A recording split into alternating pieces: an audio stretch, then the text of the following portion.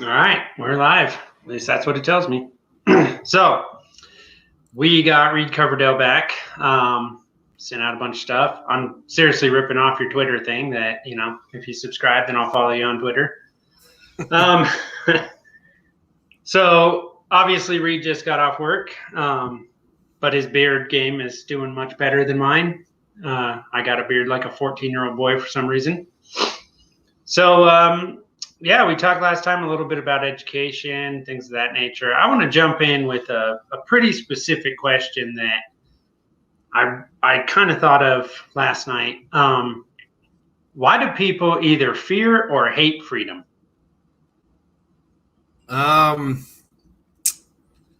don't think they're looking at it as freedom. I think they're conditioned to think that that it's a threat. They're not looking at it as freedom and as the structure that exists as being something keeping them from freedom. They look at the structure that exists as protecting them. So my parents were not very protective in a lot of ways. They were in the sense that we weren't allowed to watch like bad movies growing up or whatever, but they would let us go play in the river without watching us when we were 8 years old or whatever. And they would they'd let us my dad was he cleared a lot of land on our property back in New Hampshire, and he'd start big bonfires, and he'd let us make little fires around the bonfires and throw stuff on the fires. He'd go inside, we'd be outside by the fires, like when I was 16. Just leave you to it.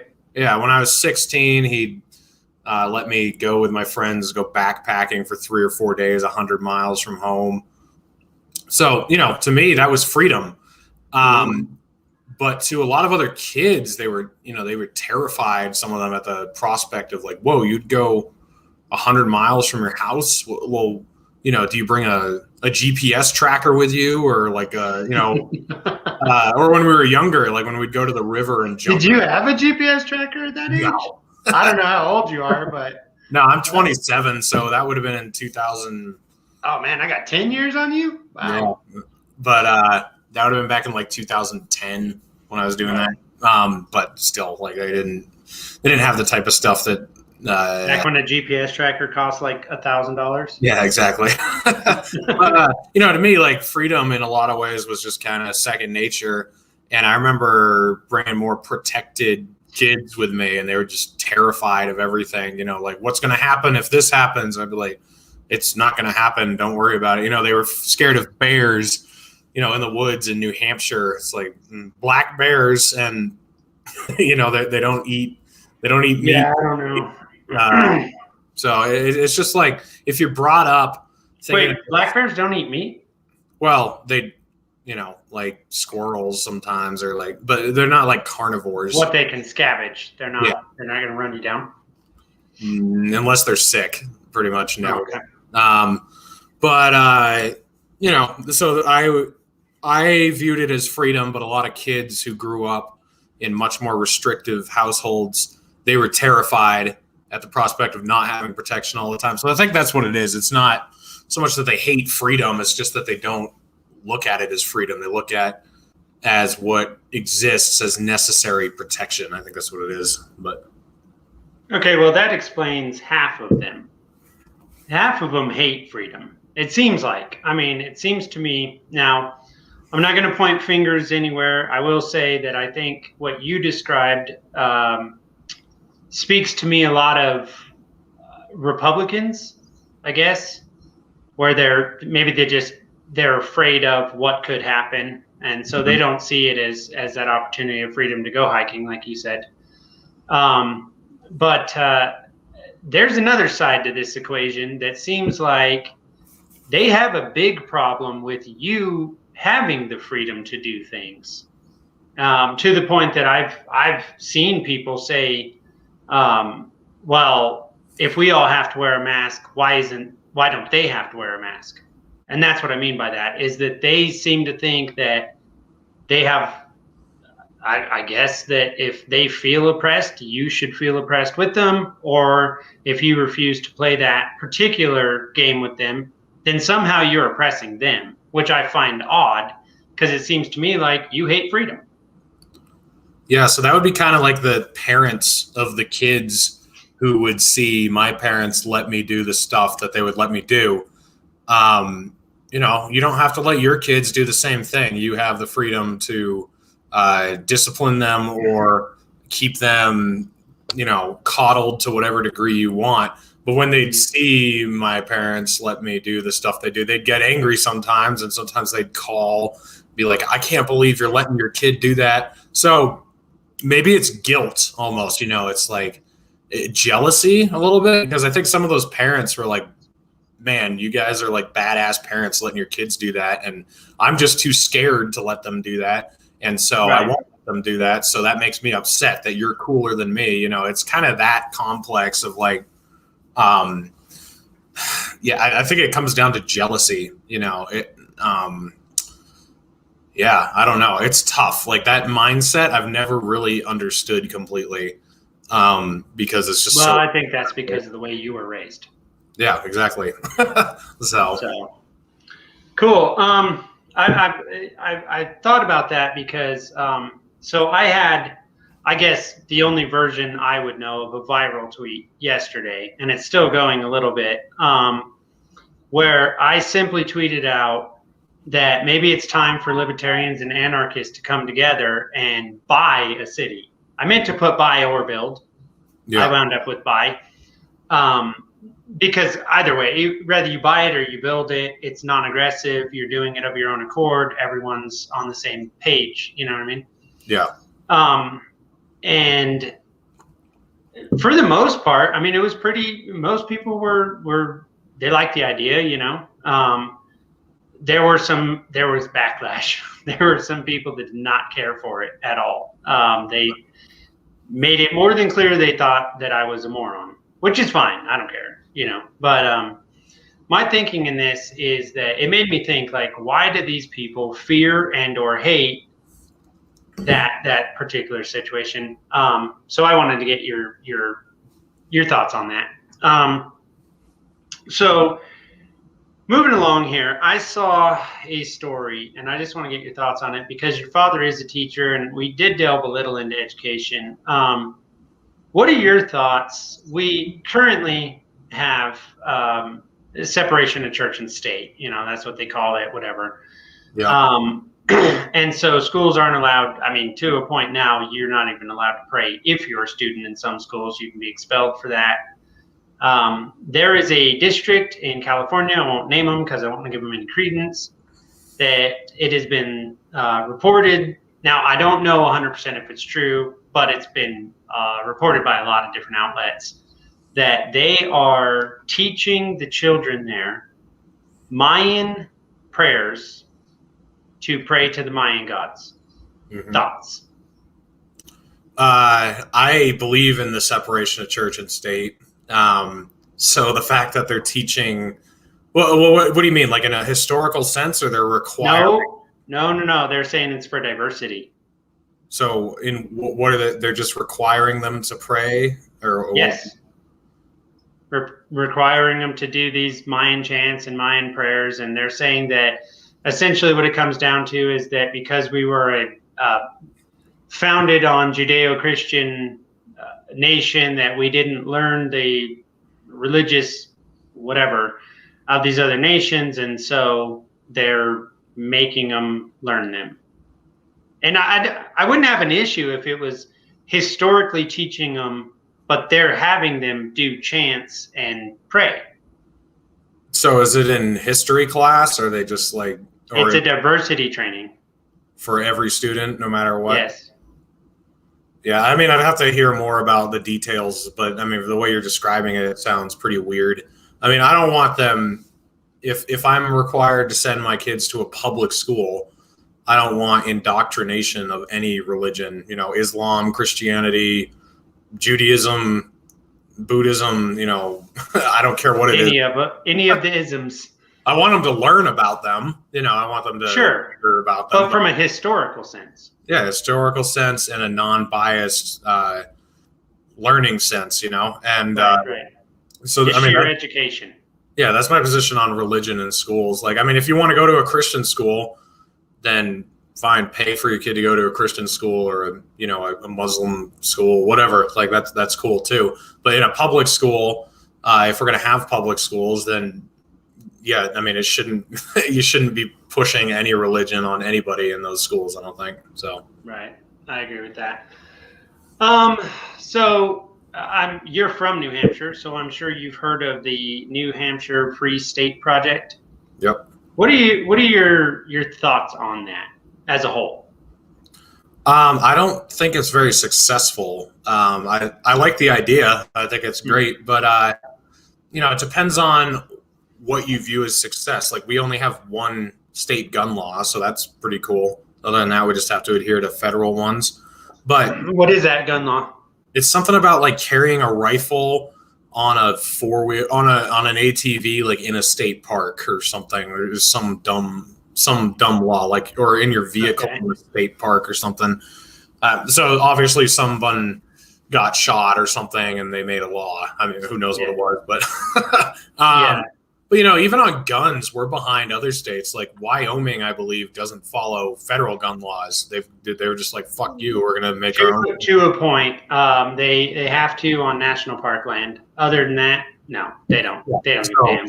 National park land's technically federal land, so on their own land, they're ahead of New Hampshire, and then like a Missouri, I think, is starting to say we're not going to follow federal gun laws anymore.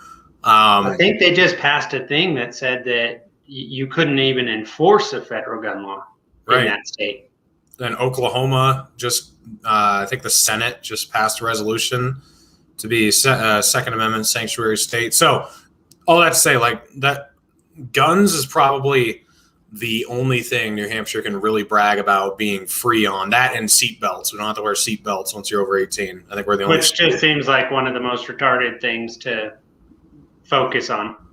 Yeah, I mean, like, sure, I don't think you should have to wear a seatbelt, but who cares? Like, it's so irrelevant. But we're way behind on property. That being said, you should wear your seatbelt. Correct. Like property taxes, we have insanely high property taxes. We like to brag about how we don't have a sales tax or a state income tax. Let me tell you, they make up for it in the property tax. You're not saving any money. No, and in my opinion, I would rather have a sales tax than a property tax. Because, you can choose not to buy something. Yeah, exactly. Like you can be judicious with what you spend or buy. You should not be you shouldn't be taxed on anything, but you definitely shouldn't be taxed on your land that you own. I mean, that's bullshit. Like I would much rather go to a sales tax on a federal level too, everything. Like I would much rather go to a sales tax to fund things than the way that it's funded now. In New Hampshire, it's absolutely asinine. They have a view tax in New Hampshire. Like you get taxed more on your land if you have a nice view. And it's almost put people out of business because they've got beautiful views of the mountains or whatever, and they've almost been put under. The drug. But who decides the nice view? How's that work?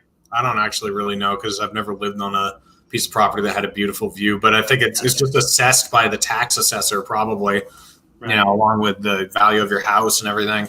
And then the drug laws are terrible. Like there's a circle around us, Maine, Vermont, Massachusetts, and Canada. They've all got legal cannabis, and we still don't. I mean, it's decriminalized now, so that's as far as much of a free state project. No, so I mean, it's a joke. Like, it's really not. It's. I don't know. We have live free or die on our license plates, and we have one gun law. But and you don't have to wear a seatbelt. But outside of that, like, it starts getting pretty statist, like it's not really that impressive. It is very localized. That's one good thing about New Hampshire. It's like the largest. So this is going to sound bad, but it's actually good. It's got like the third largest government in the world, but it's not centralized. It's like spread out throughout all the towns. Like everybody votes on everything.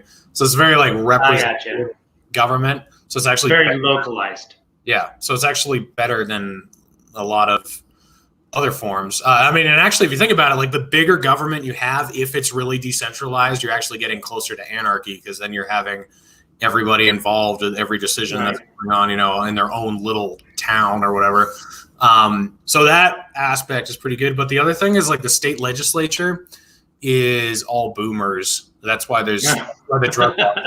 I mean, because that's every state legislature. Yeah, but New Hampshire, I think all of them. You can't live off of being a state legislature in New Hampshire at all. Like you get like $100 a year or something stupid like that. I'm a big fan of that. But the problem is only retired people can handle it because not a big fan of that. Yeah. So it's I don't know. It's a catch-22. Hence the boomer thing. They're all retired. Exactly. I see. Okay. Well, that's interesting. Like I said, I had put that tweet out, and at some point, someone had tagged the Free State Project in it, and they did eventually.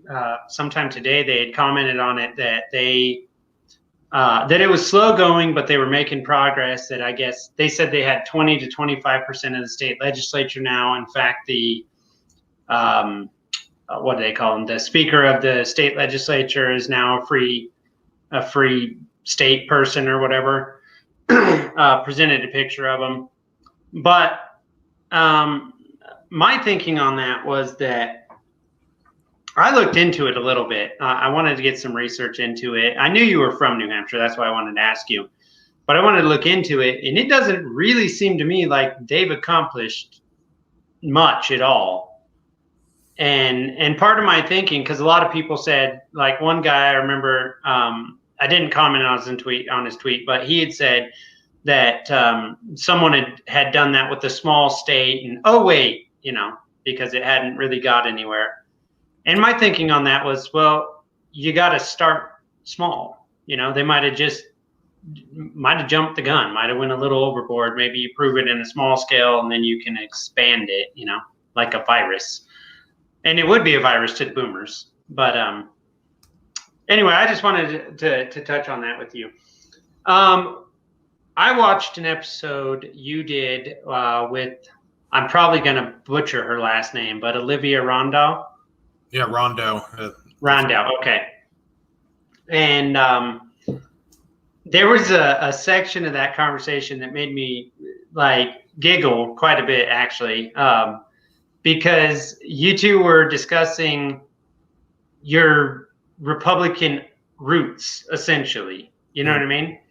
And the way you discussed it, and maybe it's just the way I heard it, that's probably what it was, but you sounded like you still are saddled with some of that.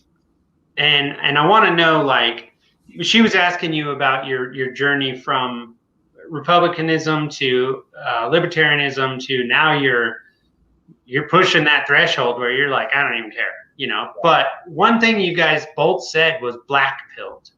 Uh-huh. And I look at when you go anarchy, it's not black-pilled. You haven't given up on people. You've just given up on any possibility that government is ever going to be changed. And I call that white-pilled. Mm-hmm. So I wanted you to maybe kind of dive into that a little more and, I don't know, tell us what your thoughts are.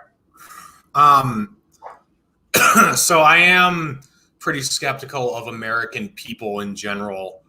I don't think getting rid of our government solves our problems. I think it gets rid of a lot of our problems, but I think Americans are really dumb. I mean, they're not educated. They're selfish. They're simple-minded. I guess that's dumb, the same word, but they jump to conclusions really quickly. They don't know any philosophy. They don't know any history. They don't know the nuance of anything. They just need a little short 10-second clip and they're satisfied with they have the whole story. Exactly. And they don't arrive at conclusions through evidence. They arrive at a conclusion they want to be at, and then they try to line their evidence that they find up with their preconceived conclusion. So they sift through things. Oh, I don't like that bit of evidence. I'm going to keep that away from me. I don't like the sound of that. I think to have a good society, you have to change people. You can't just get rid of the government. I do support getting rid of. You're a change the culture kind of guy. You got to. You've got to get people to work together and trust each other and take care of each other and take care of themselves. Like self-reliance is not prevalent in the United States anymore. And it should be. Yes. And so the government definitely encourages that. But once you get rid of the government, the Rothbard button doesn't exist, right? We can't just hit a button and get rid of the government.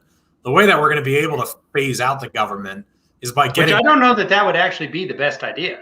It might not, but the way that we're going to be able to phase government out slowly is by getting people to realize how unnecessary it is. And when you install government, I talked to Larry Sharp about this. When you install government, by default, you remove community. So what we got to do is bring community back so that government becomes so obviously unnecessary. So that question about being black-pilled, I am on the government, but also on the people right now. Like, the people are fucking retarded, and they've got to, sorry if I wasn't supposed to swear there, but no, it's fine. Don't worry about it. They've got to figure the shit out, and they've got to start reading history again and reading philosophy and talking to each other and understanding economics and science and math. And we've just like thrown everything out the window, and we wonder why the system's falling apart. So yeah, I am a doomer on our government, but also on our society. Like, I think our society sucks, and I think we need a 180. See, and I do my best to be optimistic about people, not about government. Government's always going to just try to grow. I feel like that's true. I think they've proven it forever. Mm-hmm. No matter what, they're never satisfied. They need more and more and more. But in this country, and I can see where you're coming from, what concerns me about it is the people empower the government. So it's people wanting government to take more and more, or at least not fighting back. Not even to the point of, I don't care about the mask thing. That's not my biggest thing. That's, for whatever reason, a hill for some people, and that's weird to me. But it's, I'm going to rephrase. I have an issue with government mandates of it. I don't have an issue with the private business, requiring it. Right. But I guess I have a little more faith in people, and I think the reason I do, and this was something you guys touched on. Actually, I believe you were talking to David Fite, which I have him on tomorrow night to discuss. But you guys had talked about policing in America. Mm-hmm. And with the Derek Chauvin trial starting and everything, which, by the way, I think the guy walks. Just saying. Like, I've looked at everything I can find, at least from a legal standpoint, and if he gets convicted, I'm pretty sure it's political, and that's basically it. Mm-hmm. Personal opinion. But I don't remember which one of you made the point, but you had said that the COVID lockdowns had shifted a lot of the right-wing opinion on police. And I actually think that's true, but I think your opinion of it was that's for now. Yeah. So go ahead. I'm sorry. That was actually with Olivia that we were talking about. Oh, my bad. And I do want to, I have more faith in the people than the government, just to clarify, because I have no faith in either, but the government is just a few idiots with a lot more power instead of a lot of idiots with a little bit of power. I feel like the more decentralized the idiocy is, the less power it has. So you might as well have a bunch of idiots competing against each other who are basically only in control themselves instead of a few idiots with a lot of control. That's basically my philosophy there. But yeah, policing, I do think it's subjective. I think that MAGA only dislikes the cops when they're keeping them from getting into the Capitol building. And then as soon as that's over, they'll love the cops again when they see them beating down some left-wing protest in the streets a few months from now. It's just so shallow. Both sides are just so shallow on everything. like this whole idea. Well, the left has actually cheered on the cops when they went after their enemy. Yeah, so that's case in point right there. So the right is just going to do that again when the cops go after who they don't like. This narrative you hear that Trump made the Republicans anti-war, that's bullshit. He did not. I mean, when he airstriked Soleimani, and it looked like we were going to war with Iran, the Republicans were beating the war drums, like all of them except for 2 or 3 of them in Congress. And then all the voters I know were just ready to go. And it just proved to me, like, it's all subjective. You guys 2 weeks ago were saying you want to end the endless wars because that's what Trump was saying. But as soon as he bombs someone and says, okay, we're going in, then you're all for it. Like, it doesn't matter. There's been no psychological switch in anyone's minds. It's just, what is my team doing? What is the other team doing? Who's in charge? That's all that matters. So I don't think the right is waking up to police power. I don't think so. So it's a cult. Yeah. On both sides. It's basically a cult. Yeah, that's all it is. Yeah. I remember when I was growing up, and again, we've established I'm 10 years older than you. About to be 11 years older than you next month. Anyway, there were a lot of things the right and left had in common, kind of like now.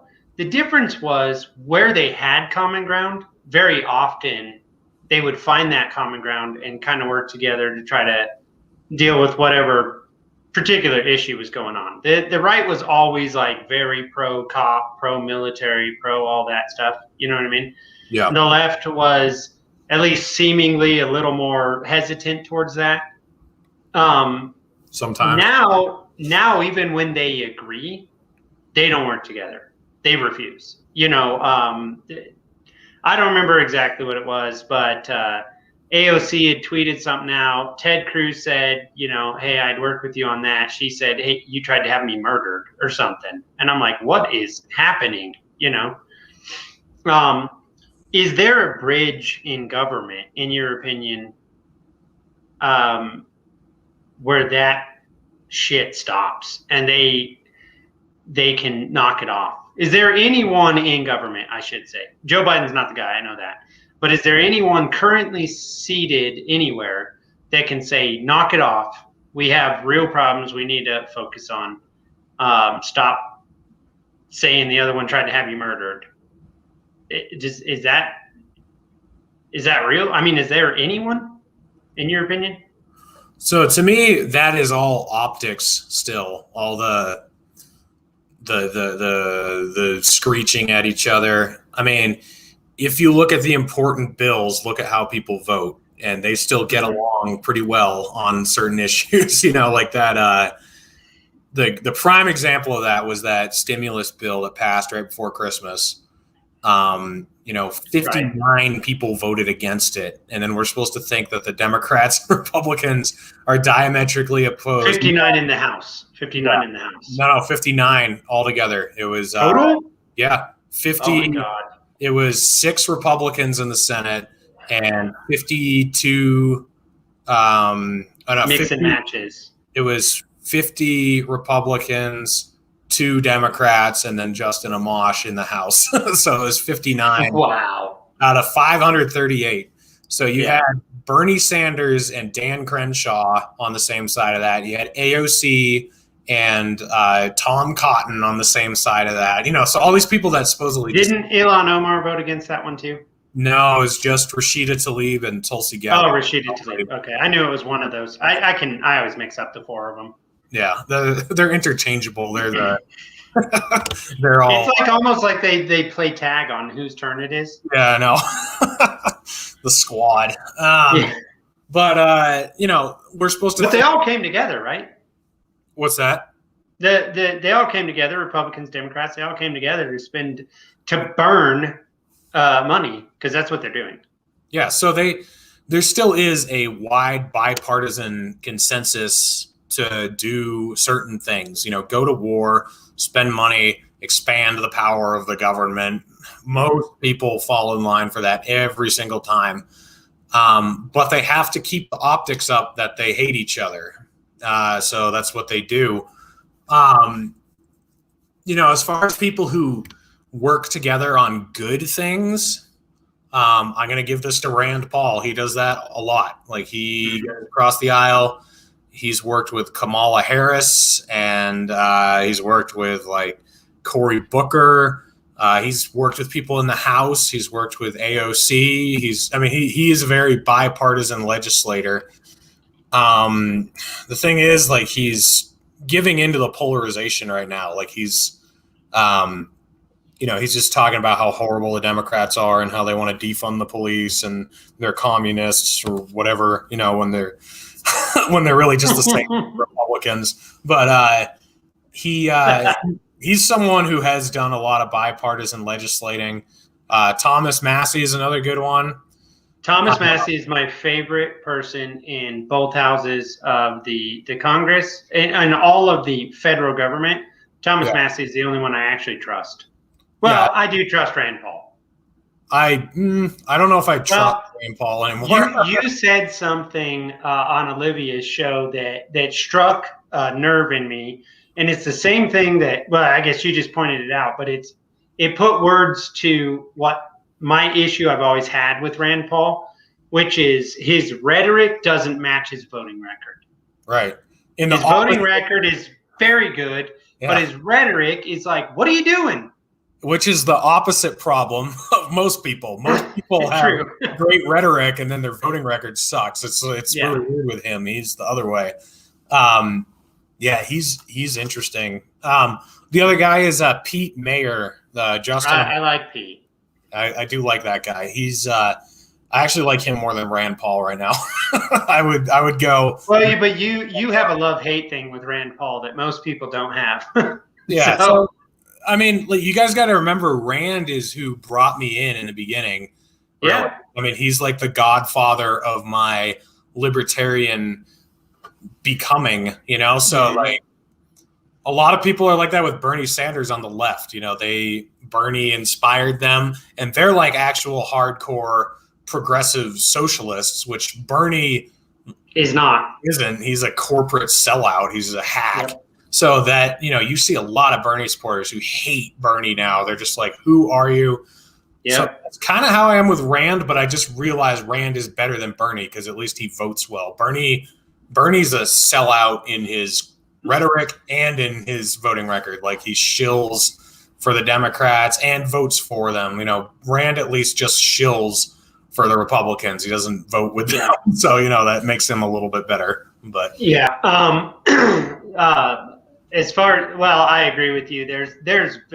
To me, there's very few and less now. I didn't always agree with Justin Amash, but I thought he was an honest person that was looking out for what he felt was the best interest of his constituency and the American people. I had the same feeling with Tulsi Gabbard, which is why I said in our first conversation that if I would have been put in a position to choose, I would have chose Tulsi because, and you actually lent words to my argument with Tulsi was that the things she had the power to do, she was really good on.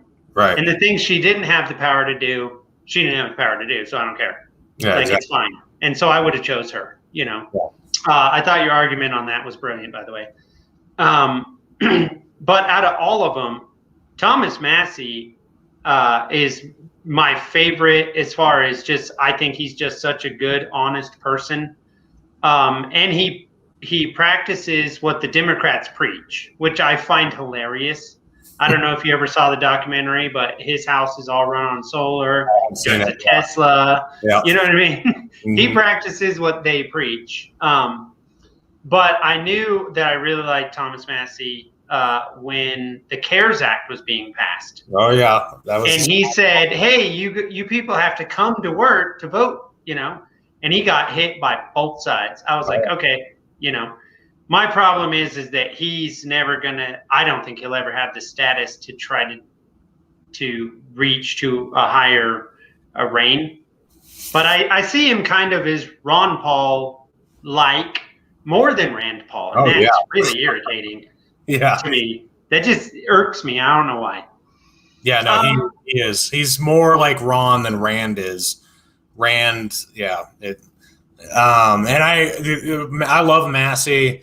I don't think he'll ever run for president or even want to be a senator. Like, I think he's at the top of where he'd ever want to get to. So I honestly think he's probably almost done. Yeah. Where he's just going to go on and do other things, you know.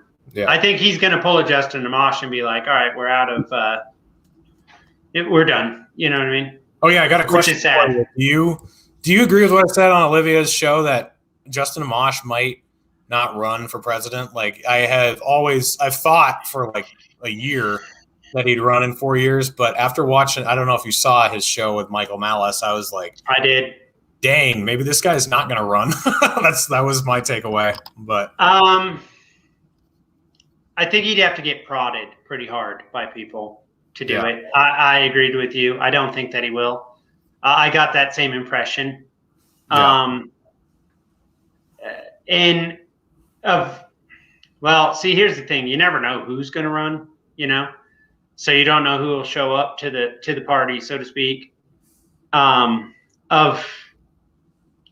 don't think that he will. I don't think that he will, and I don't think even if he did, it would do much. I don't think he would stand too much of it. He might be able to get a little something going and get a message across, but I don't think he would make it. And I think it's because it's too polarized right now.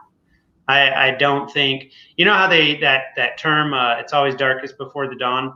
Yeah. We're not even close to the darkest, and Biden's not the darkest. Yeah, right. You know, that's what I'm concerned about. So someone like Justin Amash, who would be leaps and bounds better than the last 4 or 5 people, Mm-hmm. I don't think he will. I kind of hope that he does, because it would be interesting to see what he had to say on a national scale.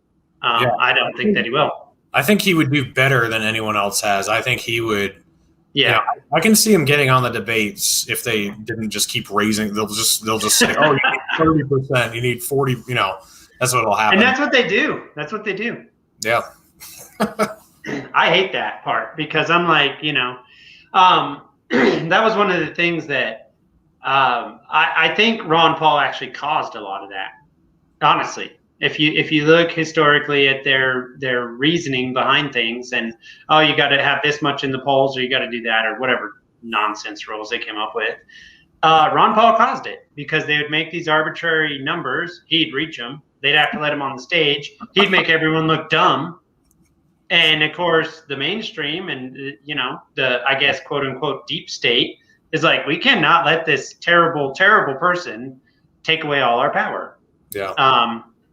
Now, Gary Johnson got the tail end of that, in my opinion, where they hadn't changed the rules enough yet. And so Gary Johnson got on a couple stages and just didn't do well. No, and then Jo Jorgensen just never got on the stages. She just wasn't there, which might or might not be good for her, honestly. Yeah. So I think that 1% could have turned into 0.5% if they let her talk. I think she was better than Gary Johnson, to be honest. Like, I do too. On her policies and stuff, I do. Well, even like her eloquence, like she's a burnt piece of toast. She's super boring, but she actually knew what she was talking about for the most part. Right, but the thing is boredom will turn people off more than anything. Yeah. And so if you're boring, you're done. You know, I think that was a lot of Gary Johnson's problem. He bored me too. You know, Ron Paul could get you fired up. Oh man, yeah. You know, he could get you fired up, or you're like, yeah, we're going to march on the Capitol or whatever. You know what I mean? Yeah. He had that power to him. And I don't know, you did an episode, I can't remember if it was on your show or where it was, but I saw you were on it, and it was you had Dave Smith and David Fight and Jeremy. Yeah, Dave Smith, and then Jeremy. I don't know the other one. Yeah, Jeremy. Yeah. And you guys were having a conversation about just the way that party's going. And one thing I wanted to ask you, Dave Smith, I think he genuinely is trying to look for someone that brings that je ne sais quoi that Ron Paul had, right? Yeah. That power, that force that Ron Paul had. That's a large thing to look for. It's going to be difficult to find one. As you said, you thought maybe Rand Paul was that guy in 2014 after you learned about his father, I'm assuming. Well, I did follow his dad in 2012. Okay. I was a senior in high school, and I would have voted for him. The primary in New Hampshire was before my birthday, so I wasn't. Oh. But I remember I would have voted for him. I told other people to vote for him.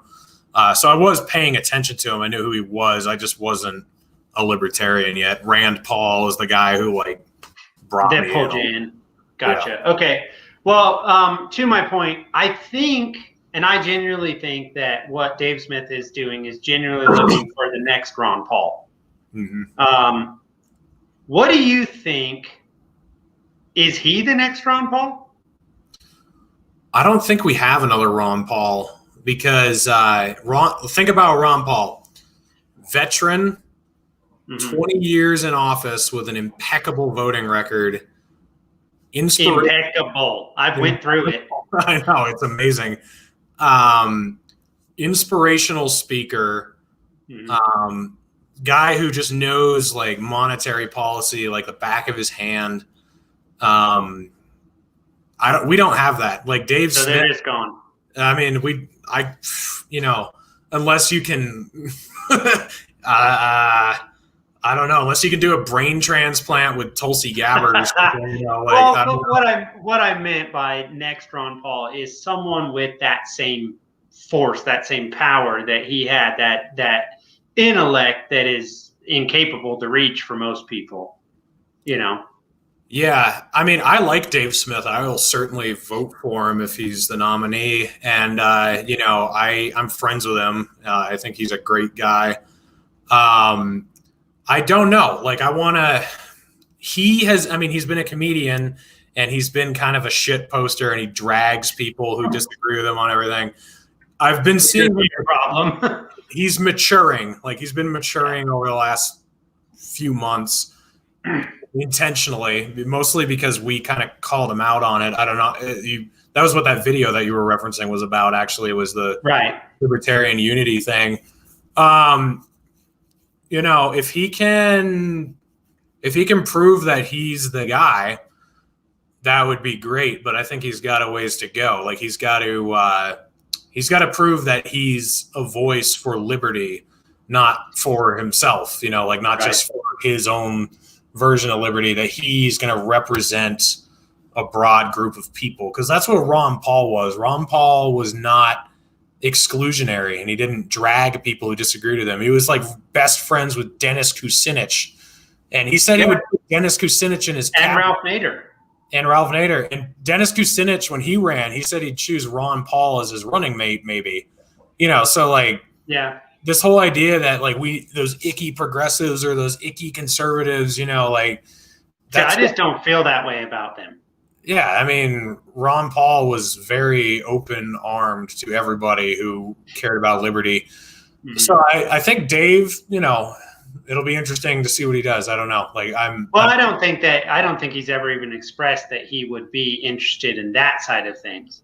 I was just looking at it from the process that say anything you want about him, and trust me, plenty of people tell me plenty about him, that I'm like, okay, well, obviously you either don't really follow him or you don't follow him enough to know. I think they just see the shit posting. You know what I mean? Yeah.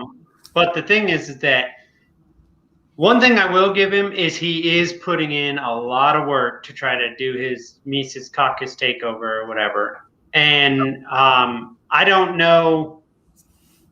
Really, when it comes to the caucuses in the Libertarian Party, I don't care. Whatever. There's 15,000 of them or something. I don't even know. Yeah. It's hard to keep track of what's going on there. But he has a plan. And anyone with a plan is better off than people that just want to argue with each other, in my opinion. And he seems like a pretty good guy, overall. He seems honest about what it is he believes. So I like that. Mm-hmm. Now we're going to delve into something that's just terrible, and I hate this conversation, but we got to do it because we got you on the program. I saw, and I've seen it a lot lately, that you can't be anarchist or libertarian and religious, or you can't be anarchist, libertarian, and pro-life. Thoughts? I mean, I don't see why you can't be an anarchist religious person. I mean, I don't really get that. I don't understand what that means. I don't either, because to me, religion and church are not the same thing. The way it got presented to me by one woman was that governments are built on religion. And so you couldn't support religious beliefs and be an anarchist. No, I think you voluntarily join a religion, right? That's a voluntary choice.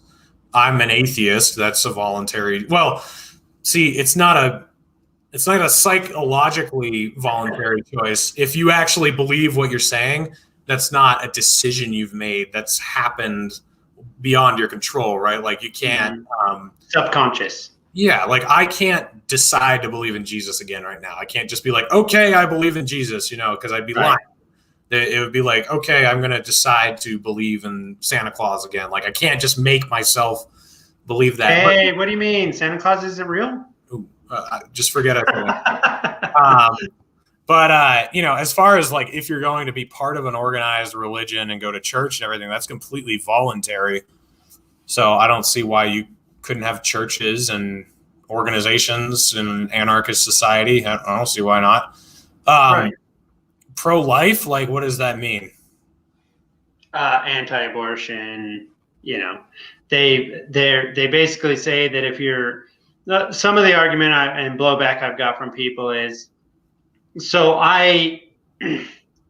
abortion would probably be my number one struggle. And it comes down to, because I am religious, is that I believe life begins at conception. I also believe that if we found a germ on Mars, we would call it life. And so the scientific side of that is odd to me, how we make these arguments.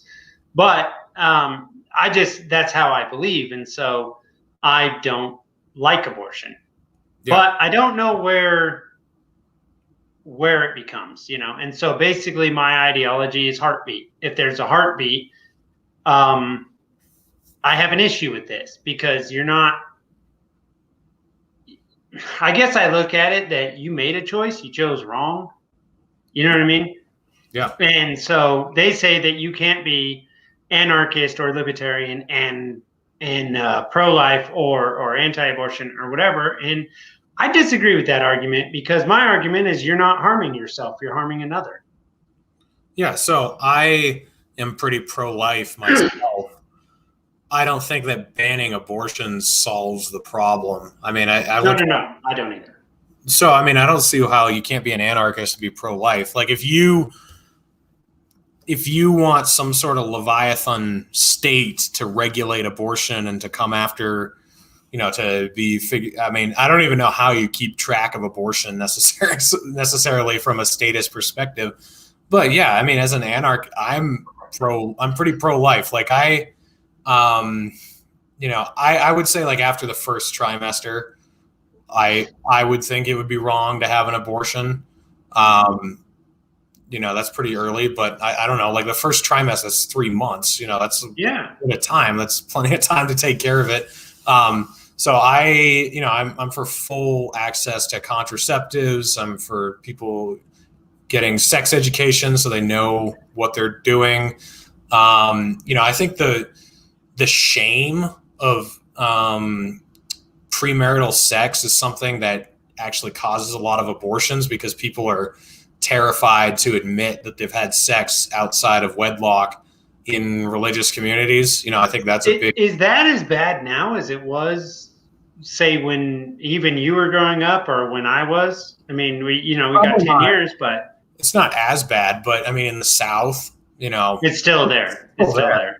Yeah. If you look at the statistics, Protestant women are the number one the number one group who have abortions. I didn't know that. Yeah, and that, I think that's a big factor, is the shame, and also the fact that some of these people think contraceptives are evil, so they don't use them, and then they get those are mostly religious people. Yeah, so I think there's a lot of reforms we can make to prevent abortions.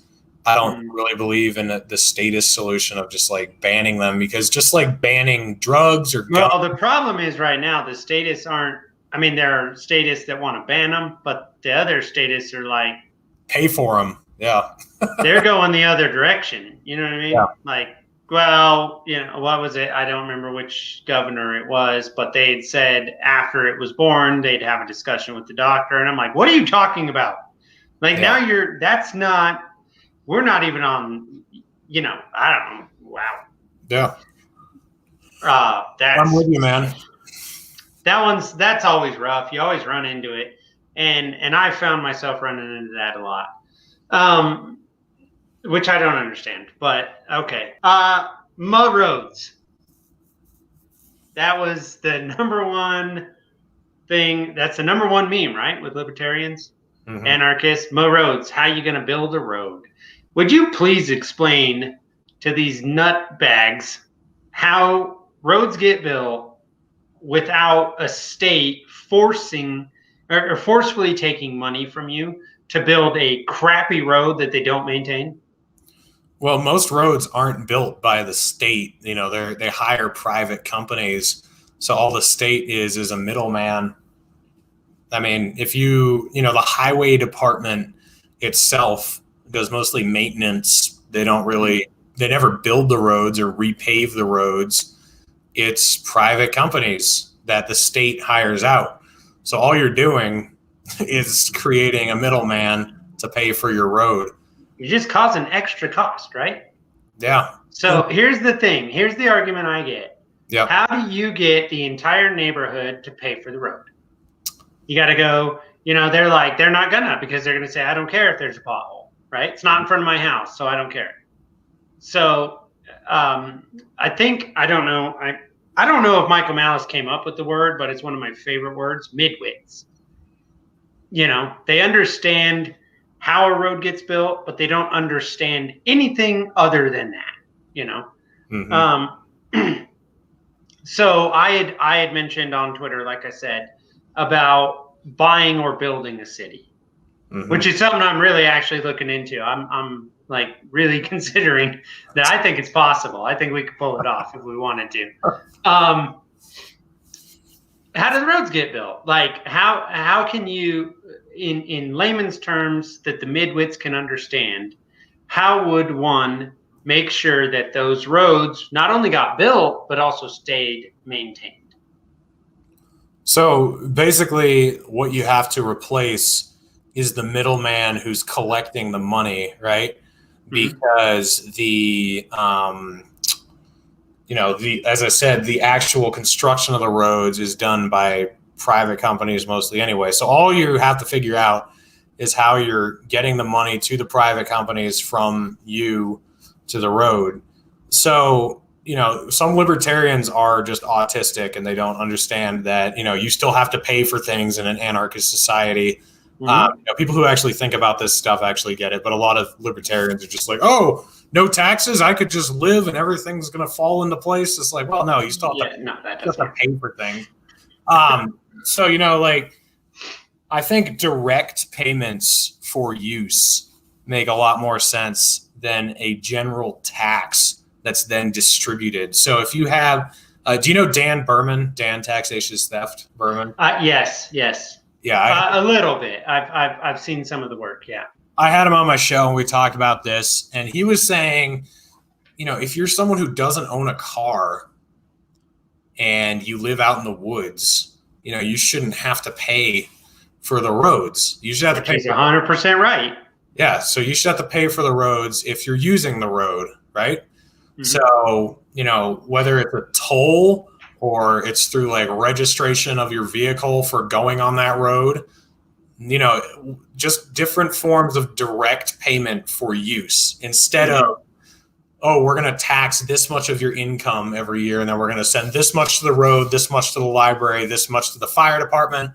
How about each of those services? If you want those services, you pay for them. So if you if you want the fire department to come to your house, if you have a fire, then you pay a fee to the fire department every month. This is what voluntary taxation looks like, right? Like it's direct payments to services that you choose you want. Instead of the government coming and taking a section of your income and throwing you in prison if you don't. And, then you have no decision over where your taxes are going. If it's 100% voluntary funds coming from you to whatever services you need, that's how it would work. And so that's how the roads would work, So if you want to go on a road, you pay a toll. It would be a lot more like utilities, the way utilities are set up. Like utilities, if you don't want electricity at your house, then you just don't get it. If you don't well, that's actually not entirely true. Where? There are, I actually just recently watched a documentary about multiple people that have went to jail because they took themselves off the grid. They were able to do their own thing. And so they said, I don't want that. And they said, no, you have to be connected. And they're like, well, I don't want to be connected because then I have to pay to be connected. And they're like, doesn't matter. You have to do it. And they said, no. And they went to jail. Okay. Well, that's bullshit. That shouldn't happen. But for the most part, like if you don't pay your electric bill, it just comes shut off. They turn it off. Exactly. So that's how it would be. Like you choose which services you want, which services you need, and that's how things would be funded in a stateless society. So and you can have your roads if that's what you decide to have, or figure out how to do it. Like that's the thing. That's one of the memes that never made sense to me, and primarily it's because New York City had roads before they had taxes. Right. That was not a thing they had an issue with. Somehow they managed to pull it off. They got roads. Another guy who's like really smart on this is Larry Sharp. He talks about like privately or corporately owned roads or corporately owned bridges. Yeah, when he was running for governor, I remember seeing him on, I think, Rogan, and he was talking about Pepsi or whatever can like pay to have their name on the bridge. Instead of the Cuomo Bridge, it'd be the Pepsi Cola Bridge or whatever. Yeah, I thought that was a good idea. Yeah, I love that. I mean, why not? You don't have to pay a toll anymore. You don't have to pay taxes to subsidize the bridge. Pepsi put this stupid thing on arenas. Yeah. Which are also heavily subsidized. And that was something I wanted to ask you about too. A lot of people, as we were discussing right in the beginning, that people, you explained it pretty well, I thought, that it's not necessarily a fear of freedom. It's they don't understand, the difference. Government, and this is something I struggle with trying to explain to people. They take your money, they take your property taxes, they sucker you into signing these stupid bonds or voting for these dumb bonds wherever you live, The majority of local spending or infrastructure tax raising comes from bonds. It's not like, they'll raise sales tax here and there, but whatever. They build these stupid arenas all over, these sports arenas. They then somehow become privately owned by the individual that owns the franchise. And people are none the wiser that you're paying $8 for a hot dog in an arena you built, like with your own money. Yeah. So how, I don't even understand. How are people that dumb, honestly?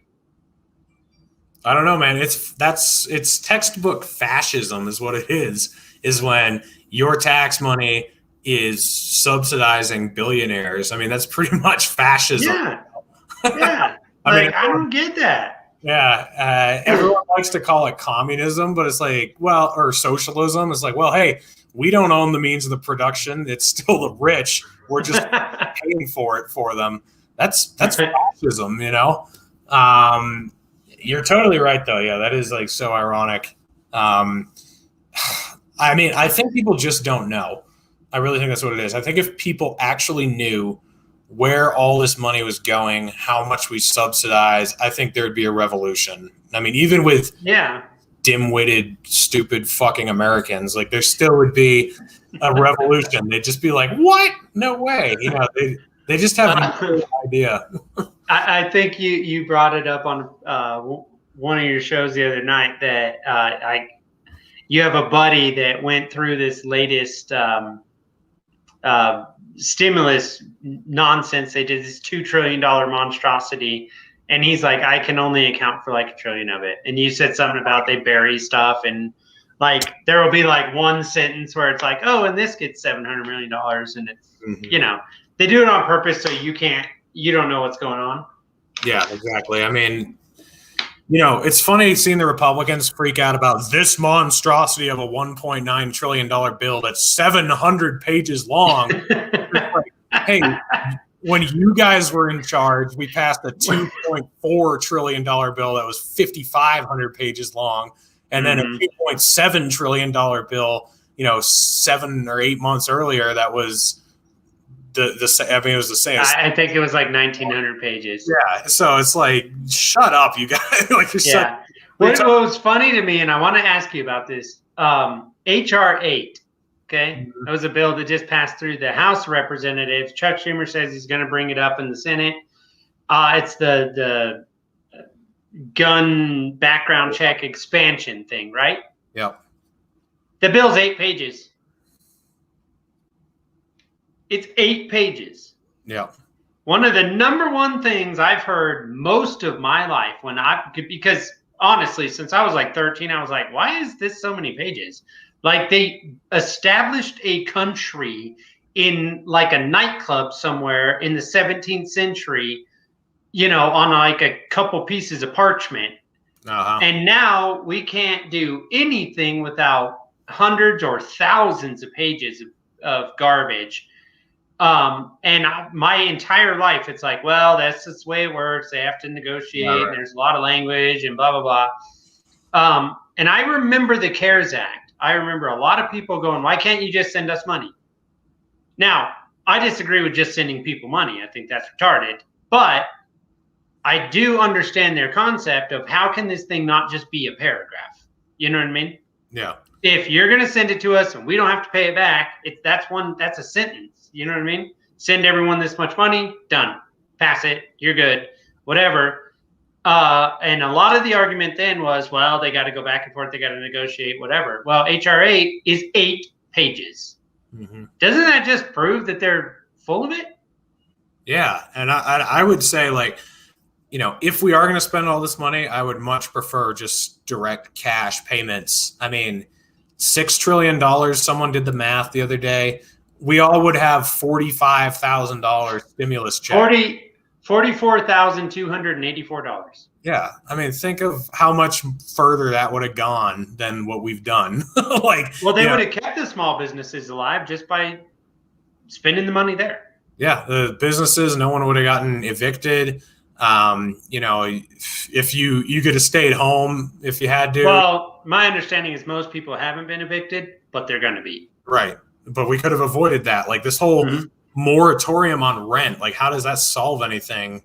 Whereas if you're sending money to people, at least they can pay their rent. So, you know, the system's still working. You've got inflation, which is going to be an issue no matter what if you're sending money. But now we're going to have inflation and all this rent garbage on top of everything. You know, it's going to be rent, mortgage, all this. These people that are tens of thousands of dollars behind they're done. They're in the street, man. Yeah, I'm going to have Liberty. You know, I'm going to have Clint from Liberty Lockdown on next week. So he's good. Yeah, I like talking about that. So that'll be interesting. But cool. So maybe just 2 more. Well, I was actually going to bring up the whole stimulus nonsense and everything they've done. So we'll just do this last one. So this last one, I don't know all the details. I know some of them. I know that they did a weird thing with the child tax credit in the tax bill, where people are going to get money each month deposited. It's not a credit they'll claim at the next time they file. They'll just get it in their account, whatever, if they have a certain amount of children. Right. I'm actually with you. I'm more a fan of that because it's just direct. You know what I mean? Like they can do something with it.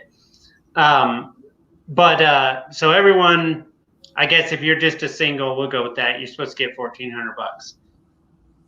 What should they do with their $1,400? What would be your thought process on that? Like, how would you tell them to use that? Well, it kind of depends on what your situation is, but for me, I'm actually going to invest in Bitcoin, and I've been holding back on this for a while because I listened to no Peter. Financial advice on this channel. Just everyone's clear, he's not giving you financial advice. He's saying his opinion. Yeah. I listened to Peter Schiff a lot, and I really bought into his criticisms of Bitcoin for a while. Yeah, that was a mistake. I made a bunch of money on Bitcoin. I didn't make it. I made some money on silver, but not on gold so much. Bitcoin, it seems like it's the way to go for now, at least. That might change. But, I was afraid to buy it at 30,000 and 40,000 and 50,000. So you're going to buy it at 60. I'm just going to buy it and, might as well. And if nothing else, it's even if it doesn't turn out to be a great investment, it's bucking the system. It's trying to take down the central banking dollar system that we have. So might as well. That's what I'm going to do with it. So. Well, I saw a article today that said 115 new U.S. corporations by I believe, July of this year will accept Bitcoin as currency in their locations. Yeah. And I mean, all you have to do is look at the headlines, look at the way the Treasury Department's handling Bitcoin. They're terrified. They don't know what to do. Yeah. As much as I might despise Ben Shapiro on most issues, he did this. I don't know if you saw this dumb little 14-minute thing where he explained Bitcoin and fiat currency, and he did a really good job at it. He really did explain it pretty well. It's all about faith, Yeah. I like that you brought up Peter Schiff because he's not wrong about gold and stuff, except one of the things that I've always thought about, and I've even said this to friends and basically anyone that would listen, is that Bitcoin has the same value as gold in a collapse. None. It doesn't mean anything. I raise chickens and I raise pigs and stuff, right, on my property. If you come to me and say, I'll give you these Bitcoin for some of your pigs, I'm going to be like, get the hell out of here. Where's my coffee? Yeah. You know what I mean? Because that's really it. And so I get myself in trouble because I tell people, yeah, sure, invest and get things, but also try to get property, because property you can grow food and food can sustain you, Yeah. Let's see. Final question. This will be fun. I have David fight tomorrow night. We're gonna talk. What's the easiest way to get him fired up so he goes off in one of his little rants, which are hilarious? Easiest way to get David fired up. Boy, that's a tough one. I'm trying to think.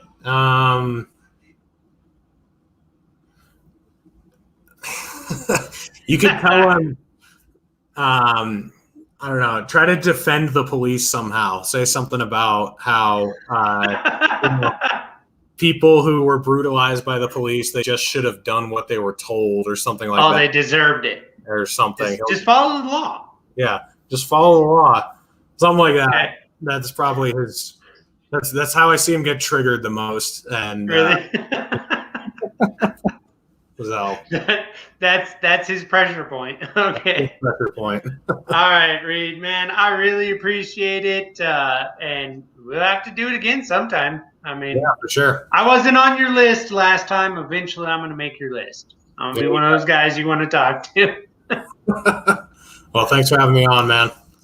All right, man. I got your YouTube channel and your Twitter. Is there anything else you want to tell the people about? Anything you got coming up? Yeah, I got Dave Smith coming on the show tomorrow night at 9:00 p.m. Eastern time.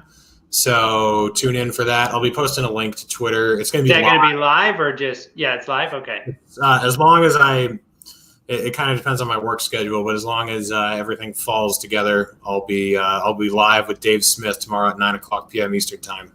All right, you heard it. The Libertarian Tupac on Reed Coverdale's channel, the Naturalist Capitalist. All right, thanks, Reed, man. I really appreciate it. All right, man. Thank you. You have a good one. You too.